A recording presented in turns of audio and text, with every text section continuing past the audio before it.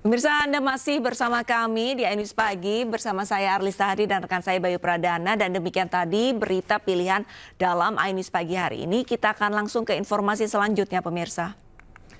Ya, di mana ditinggal penjaga dan pemiliknya sebuah penginapan di Taman Nasional Karimun Jawa, Jepara, Jawa Tengah ini ludes terbakar. Iya, dan meskipun tidak menimbulkan korban karena penginapan dalam kondisi kosong, namun kerugian ditaksir lebih dari 1 miliar rupiah.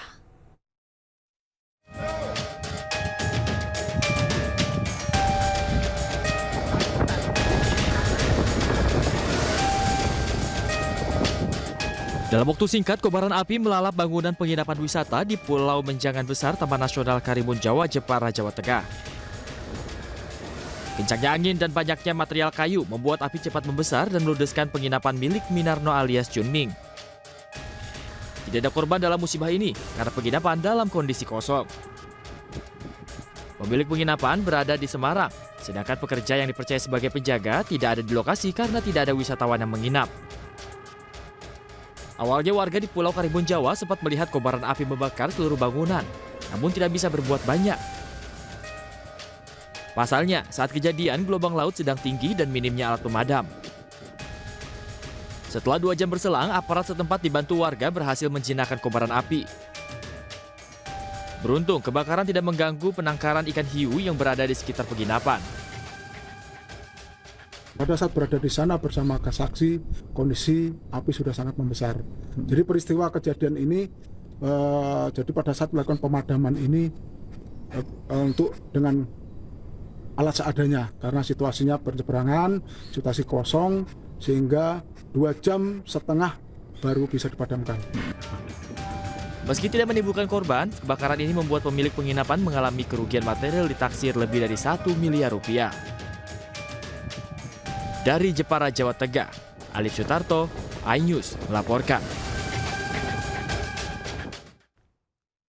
Curah hujan tinggi dan banjir bandang yang terjadi di Kabupaten Sukabumi, Jawa Barat membuat jembatan ambruk dan akses jalan terputus.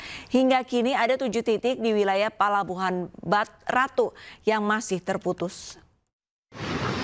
Info terkini guys, jembatan Cisantri ambruk.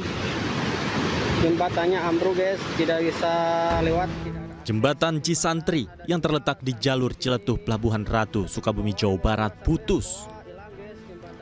Putusnya jembatan diakibatkan banjir bandang luapan Sungai Cikaso. Kemanapun, info terkini hati-hati yang berkendara lewat Pelabuhan Ratu, Jalan Geopark Ciletuh. Bawa pelan-pelan, banyak longsor, banyak. Akibat putusnya jembatan, akses jalan menuju ke arah Pelabuhan Ratu dan Geopark Ciletuh terputus.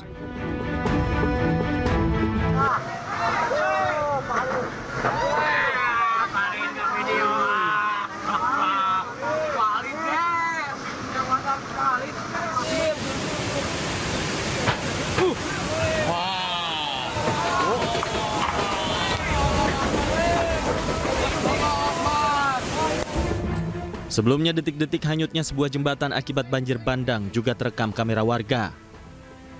Derasnya arus sungai membuat pondasi jembatan rubuh.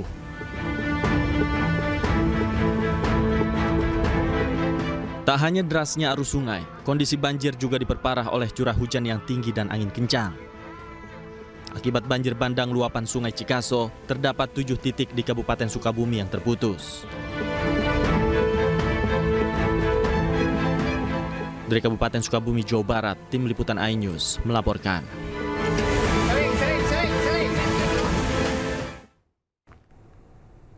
Banjir besar mengepung sejumlah wilayah di Kabupaten Pelabuhan Ratu, Kabupaten Sukabumi, Jawa Barat. Proses evakuasi warga yang terjebak banjir berlangsung dramatis di tengah cuaca yang ekstrim.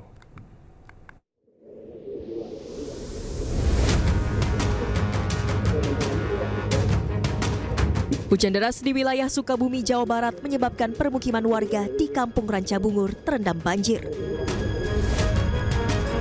Banjir akibat luapan sungai Cipalabuhan di Kecamatan Palabuhan Ratu.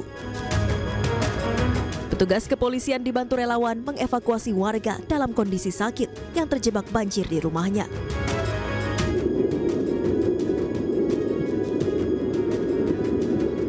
Proses evakuasi warga berlangsung dramatis. Warga ditandu petugas dan relawan ke tempat aman di tengah hujan deras dan kencangnya arus banjir dari luapan sungai.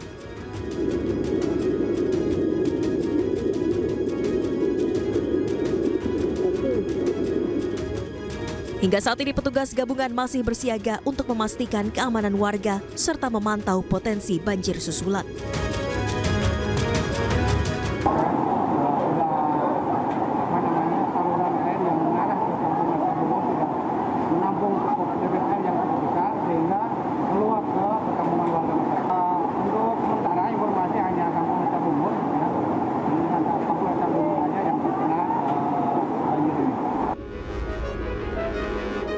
Belum diketahui berapa jumlah korban maupun kerusakan fasilitas dan rumah warga akibat banjir. Badan Penanggulangan Bencana Daerah Kabupaten Sukabumi masih terus mendata jumlah warga terdampak. Dari Sukabumi, Jawa Barat, Budi Setiawan, iNews melaporkan.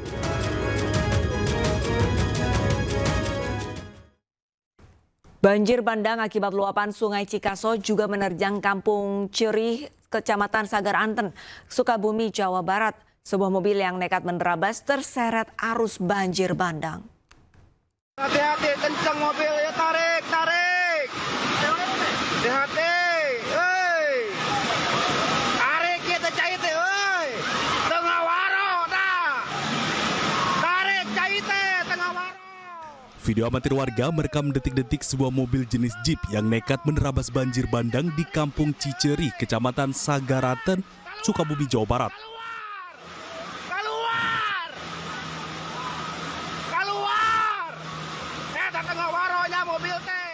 Mobil ini kemudian tersangkut di sebuah tiang listrik.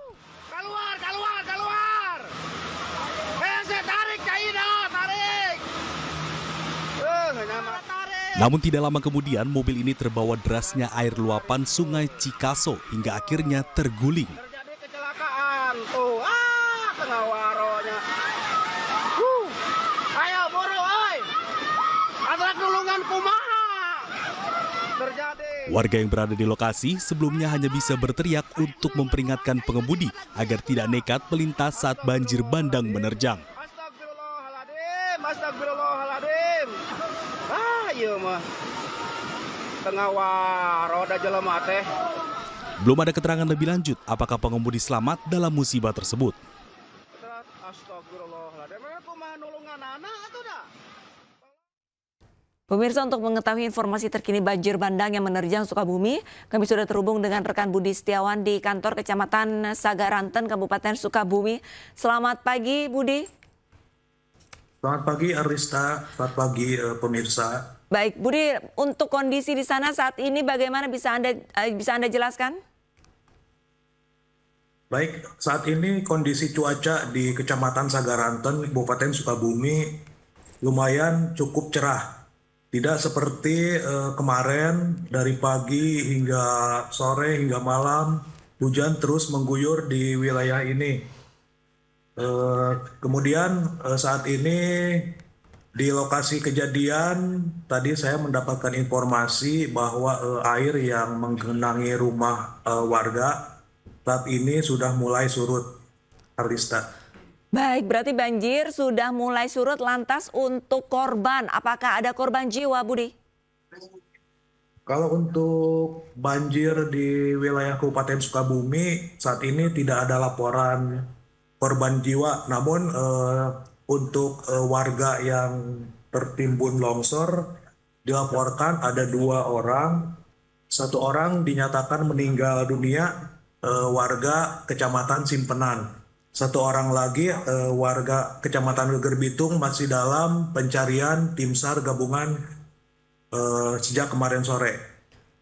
Baik, 2 warga yang meninggal dunia ini akibat tertimbun longsor yang disebabkan oleh banjir? Longsor yang disebabkan akibat hujan deras. Oke, lantas Budi, jumlah warga yang terdampak akibat banjir dan juga longsor ini ada berapa, Budi? Ya, untuk jumlah warga yang terdampak akibat bencana tanah longsor dan banjir ini, data sementara dari BPBD Kabupaten Sukabumi tercatat 103 kepala keluarga yang tersebar dari 22 kecamatan di wilayah Kabupaten Sukabumi. Selain itu, warga yang mengungsi akibat bencana ini sebanyak 46 kepala keluarga. Dari 103 kepala keluarga yang terdampak bencana ini berarti dari berapa banyak kecamatan, Budi? Ya, dari 103 kepala keluarga ini tersebar di 22 kecamatan di wilayah Kabupaten Sukabumi. Baik, ada 22 kecamatan yang terdampak banjir. Lantas untuk mitigasinya selanjutnya ini seperti apa? Apakah dari pemerintah sudah menyiapkan tenda pengungsian atau bagaimana, Budi? Ya, kalau untuk para pengungsi di wilayah Sagaranten ini, warga lebih memilih mengungsi di tempat kerabat atau saudaranya. Pihak kecamatan juga ataupun pemerintah daerah kabupaten tidak mendirikan posko pengungsian karena hal ini mungkin warga di sana lebih memilih tinggal di rumah kerabat ataupun keluarga mereka masing-masing. Arlista. Baik, berarti saya konfirmasi dari pemerintah setempat tidak mendirikan tempat pengungsian, bahkan justru warga mengungsi di tempat kerabat. Lantas untuk bantuan, apakah ada yang sudah diberikan kepada warga? Hingga saat ini berhubung kondisi jalan ke lokasi tempat saya melaporkan, banyaknya jalan yang terputus sehingga untuk distribusi bantuan ataupun logistik hingga saat ini belum ada yang mencapai ke lokasi tempat kejadian banjir karena arus lalu lintas saat ini tidak bisa dilalui oleh kendaraan. Baik Budi, kurang lebih ada 7 titik yang bisa dikatakan aksesnya terputus. Apakah dari pemerintah setempat ini tidak ada upaya untuk mendirikan jembatan sementara untuk menyalurkan logistik, Budi, dari pantauan Anda? Ya, saat ini mungkin pemerintah masih fokus untuk menangani para korban ataupun warga yang terdampak dari bencana tanah longsor ataupun banjir. Sementara itu, adapun untuk akses menuju ke lokasi ini sangat jauh.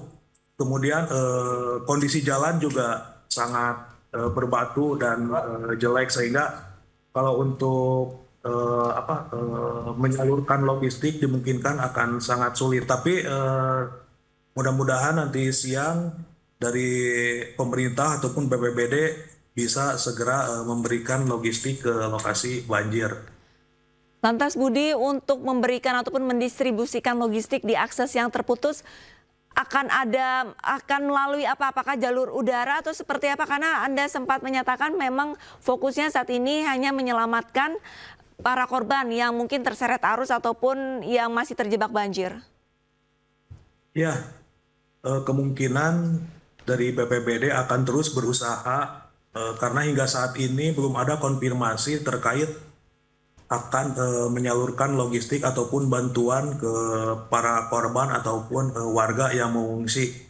Namun saat ini untuk relawan ataupun petugas dari BPBD sejak semalam sudah mendatangi ke kecamatan ini dan rencananya hari ini mereka akan bersama-sama untuk pergi ke lokasi banjir yang ada di Desa Curug Luhur, Sagaranten. Baik, terima kasih banyak informasinya Budi Setiawan langsung dari Sukabumi, Jawa Barat. Semoga untuk bantuannya ini segera didistribusikan kepada warga yang membutuhkan. Dan juga cuaca tetap cerah. Dan terima kasih, salam sehat Budi.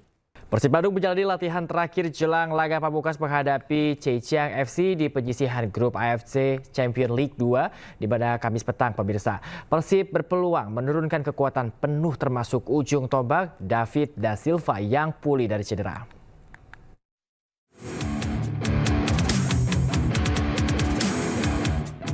Dipimpin pelatih Bojan Hodak, Persib Bandung melakoni latihan terakhir di Stadion Gelora Bandung Lautan Api sebelum menjamu Zhejiang FC di Stadion Sijalak Harupa. Seluruh pemain inti siap diturunkan dalam liga hidup mati tersebut. Badai cedera memang sempat menerpa Maung Bandung. Namun satu persatu pemain mulai kembali pulih dari cedera, salah satunya ujung tombak David da Silva yang siap kembali bermain. Namun Victor Igbonevo belum pasti bisa diturunkan serta Dimas Derajat yang terkena hukuman larangan bermain akibat akumulasi kartu kuning. Kemenangan merupakan hal mutlak yang harus diraih untuk lolos ke babak selanjutnya. Dan di sisi lain, Lion City harus menelan kekalahan dari Port FC. Of course, a difficult game. As the coach said, the weekend was good. We did a really good job and working with the options we had. Who can start, who can come from the bench, but basically, except Victor, who is not ready, and Dimas, who is suspended, everybody else. Dengan memaksimalkan skuad terbaik serta bermain di kandang, Persib yakin bisa meraih poin penuh untuk membuka asa lolos babak 16 besar di AFC Champions League 2. Pertandingan krusial ini akan disiarkan secara langsung di MNC TV, Kamis 5 Desember pukul 18.30 waktu Indonesia Barat. Dari Bandung, Jawa Barat, Muji Praitno, iNews melaporkan. Turnamen biliar Popsi Kejurnas Pelajar Mahasiswa 2024 yang berlangsung di Labewa Q Sport Kota Tangerang telah selesai digelar. Robi dari SMA Muhammadiyah 1 Pekanbaru keluar sebagai juara pada nomor atau kategori putra. Sementara Dian Lestari dari Universitas Trisakti menjadi yang terbaik di nomor putri.